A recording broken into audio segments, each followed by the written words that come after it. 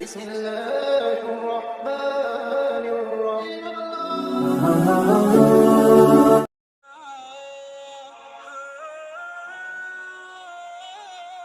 مسترشد عباسی کے انتقال کے بعد سن 529 ہجری میں اس کے بیٹے راشد کو تخت پر بٹھایا گیا۔ راشد نے لوگوں پر بھی مختلف سختیاں کی اور اسی کے ساتھ کہا جاتا ہے کہ اس نے سلطان مسعود سے اپنے باپ کا انتقام لینا چاہا تو مسعود فوج لے کر بغداد پہنچ گیا۔ راشد عباسی نے جب یہ حالات دیکھے تو بھاگ نکلا اور موصل سے آذربائیجان اور پھر وہاں سے ہمدان چلا گیا اور اس کے بعد اصفہان آ گیا۔